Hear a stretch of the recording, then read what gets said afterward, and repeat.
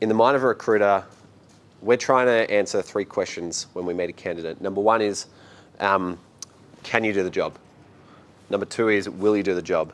Number 3 is, will you fit in with the team? And you can apply that framework to everything that you do to put yourself out there. So if we're trying to answer, can you do the job? You really what you want to show is what I know. When you're trying to answer, will you do the job? You're trying to convey why you're connected to it, why you do what you do. And number 3 is, will you fit in with the team? It's all about who you are. More of your personality, what you like to be around. And so what I teach people in this program is how to apply that across a 70-20-10 framework, whereby 70% of the time you are sharing, this is what I know, 20% of the time you're sharing, this is why I do it, and 10% of the time you're showing, this is who I am. And as a result of this, we're able to kind of flip the results and the timeline for job hunters. So for the industry ready people, this is kind of like what the timeline might look like when it comes time to job hunt. So let's say, for example, you get to the end of the year, you do all your studying, like, okay, now I'll start looking for a job. This is how it might go.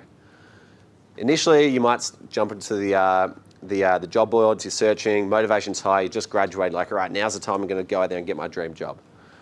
And then you get a few rejections, you're like, oh, shit, that kind of hurt. I need to try something a bit differently, trying to pick up my confidence a bit. Oh, I heard I need to network a bit more, maybe I'll try this now. And so after going to the job boards, now you start networking. But then you get on LinkedIn and you start reaching out to a few people and they don't respond to your messages, or they take, they're not available and you can't reach out to them. You're like, oh, shit, networking's pretty hard. And then after that, you're like, all right, I've seen people post on LinkedIn. I know I need to get my name out there a bit more. Maybe I'll do that. And after 3 months, you're kind of resorting to, the old hashtag open to work post in like an act of desperation. What you want to do is flip the script. So we're in September right now. I would be starting today if you want a job by November.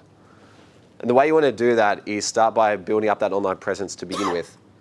So using LinkedIn to introduce who you are and then follow it up with what you can do. Integrating why you do what you do along the way and who you are at the same time.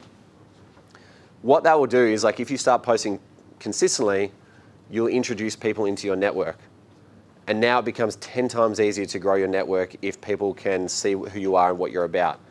And no longer are people leaving you unseen, they're actually reaching out to you because of what you shared. And then, once people get to know you, and you continue to post and you continue to network, now that you've spent a few months building up trust in people's mind, which takes time, eventually by the time that you actually want a job, people are looking to you to say, hey, can you come and do this for me? Rather than you having to go to them each time and ending up in the job boards and ending up with 250 applications in a resume folder. Put your hand up if you can see how that's more effective. Yep. Excellent. Who here's graduating at the end of the year? A few people? When is everyone graduating in this room? Next year? Cool. I'd still start now.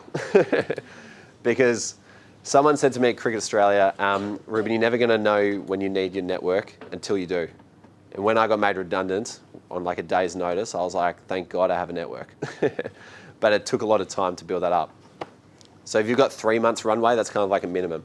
If you've got an 18-month runway, then this is your sign to go and absolutely throw everything at it.